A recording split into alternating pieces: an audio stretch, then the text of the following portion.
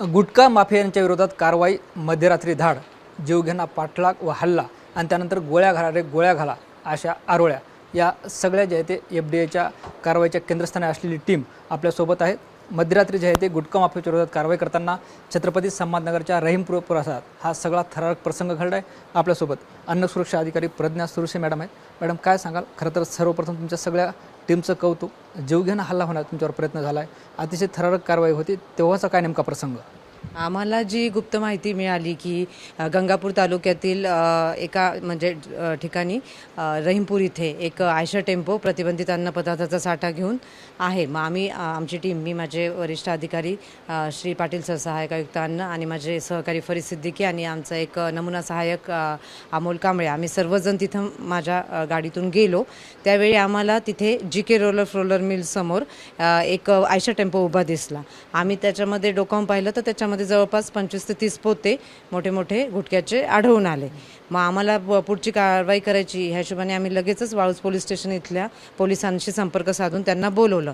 पण त्याच दरम्यान आमच्यावर एक दुचाकी वाहनाद्वारे काही इसम पाळत ठेवून होते.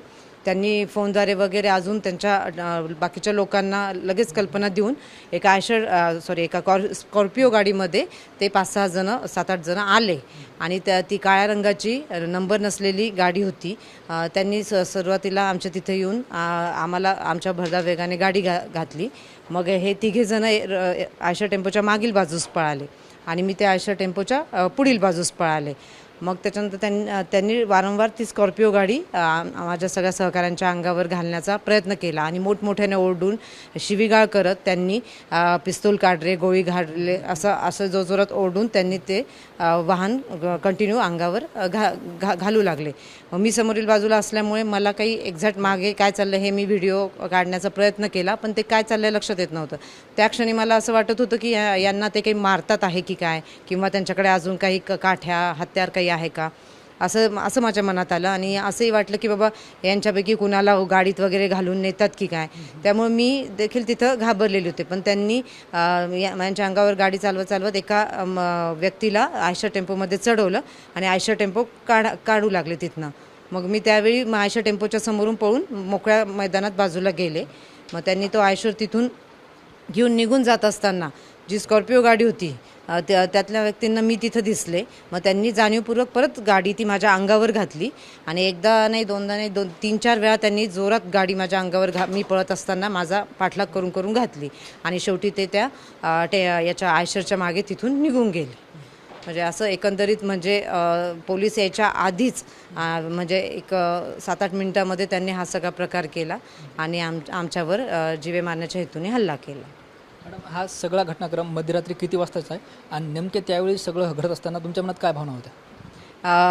भीतीची भावनाच होती. आम्हाला पोलिसांना सोबतच घेऊन जायचं होतं, पण ते वेळ अशी होती की तो टेम्पो तिथून निघून जाणार होता आणि आम्हाला तिथे पोहोचणं भाग होतं. त्यामुळे कर्तव्याला प्राधान्य देऊन आम्ही पटकन आधी तिथे पोहोचलो आणि पोहोचलो तेव्हाही तिथे कोणीच नव्हतं. आम्हाला वाटलं की ती लोकं पळून गेली, पण ॲटलिस्ट आपल्याला साठा आणि वाहन तरी मिळालेलं आहे.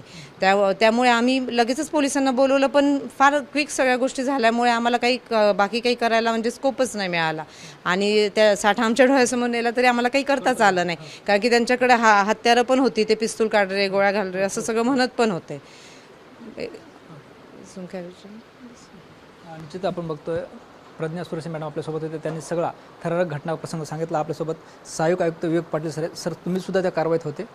सगळं मॅडमनं सांगितल्यानंतर नेमकं त्या ठिकाणी काय झालं, नंतर ते साठासुद्धा त्या आरोपींनी पळवला आहे, आता काय कारवाई करण्यात आली त्यांच्यावर?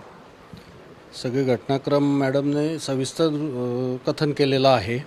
त्यानंतर आम्ही पोलीस स्टेशनला गेलो आणि तिथे ज्या बाईक होत्या, जसं आम्ही त्या फाट्याला येऊन ज्या बाईक आम्हाला दिसल्या, आमचे फरीद सिद्दीकी FSO यांनी त्या बाईकचे फोटोज घेतलेत. ते पोलिसांना दिले. त्यावरून त्यांनी ट्रेसअप करून 2 ते 3 तासात 2 आरोपींना अरेस्ट केली आणि त्यांच्याकडनं पूर्ण माहिती घेऊन आता पोलीस योग्य दिशेने तो तपास करत आहेत. तसेच आपल्या कायद्याअंतर्गत जी कारवाई झाली नाही, आमच्या अधिकाऱ्यांच्या अंगावर त्यांनी गाडी घातली, त्याच्यानंतर थोडंसं टेरर निर्माण केलं त्या ठिकाणी, गाडी घालून जिवे मारण्याचा त्यांनी प्रयत्न पण केला आणि तो जो साठा होता महाराष्ट्रात प्रतिबंधित तो त्यांनी तिथून घटनास्थळावरून पळवला. त्याच्यामुळे शासकीय कामामध्ये अडथळा पण आलेला आहे.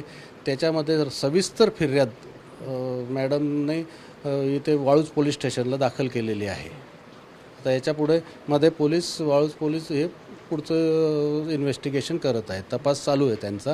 आम्ही वेळोवेळी त्यांच्या संपर्कात आहोत आणि आम्हाला इनपुट्स मिळत आहेत त्याच्यामध्ये.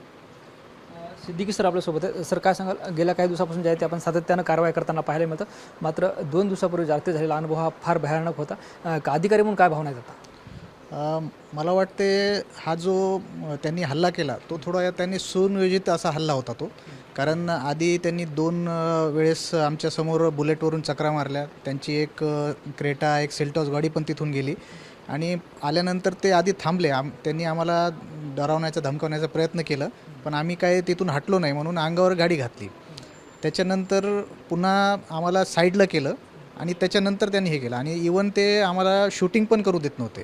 जेव्हा आम्ही शूटिंग मोबाईलवरून चालू केली तेव्हा त्यांनी ते गोळ्या घाला वगैरे धमक्या द्यायला सुरुवात केली किंवा आम्ही शूटिंग बंद करावं म्हणून.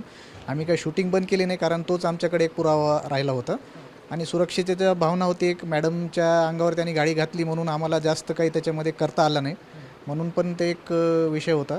पण आता त्यांचे टॅक्टिक्स आम्हाला लक्षात आलेले आहे. माननीय आयुक्तांनी जे मोर्चा उघडलेला आहे यांच्या विरोधात त्याच्यामुळे एक नैराश्यातून त्यांनी असे हल्ला घडून आणलेला आहे असं वाटतं. मॅडम मी तुमच्याकडे येतो परत. तुमच्या खात्याचे मंत्री नरहरी झिरवळ यांनी सुद्धा तुमच्याशी संवाद साधल्याची माहिती मिळते. तुकाराम मुंडेंनी सुद्धा ही सगळ्याची माहिती घेतली, संवाद साधला नेमका.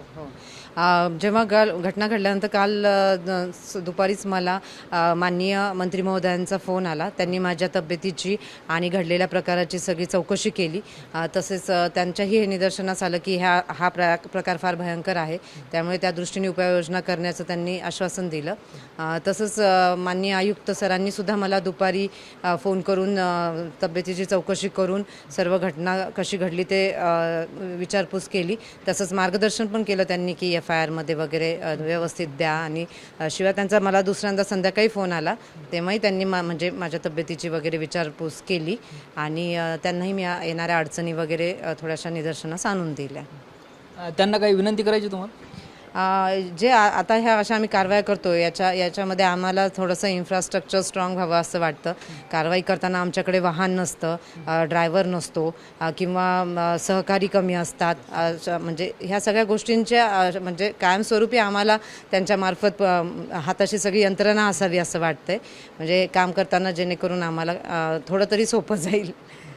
आणि पोलीस प्रोटेक्शनसुद्धा त्यांनी आम्हाला द्यावं किंवा त्यांनी प्रत्येक जिल्ह्याला वगैरे खास ह्या प्रतिबंधित अन्नपदार्थाच्या कारवाईसाठी पोलीस म्हणा कॉन्स्टेबल म्हणा अपॉइंट करून आमच्यासोबत द्यावे अशी त्यांना विनंती करावीशी वाटते.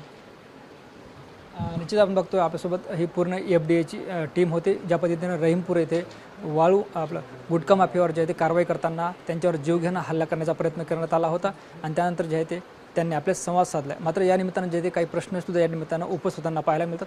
खरं तर तुकाराम मुंडे यांनी कारभार हातात घेतल्यानंतर थेट कारवाई होताना पाहायला मिळतात. मात्र त्याच बाजूने याच खात्यात जे आहे ते मनुष्यबळासुद्धा कमतरता आहे, इन्फ्रास्ट्रक्चर नाही, गाड्या नाहीत, ह्यासुद्धा या सगळ्या अनुषंगाने मिळाल्या पाहिजे अशी सुद्धा मागणी या निमित्तानं होताना पाहायला मिळते. कॅमेरा पर्सन अमित आडेसह ज्ञानेश्वर लोंढे, TV9 मराठी, छत्रपती संभाजीनगर.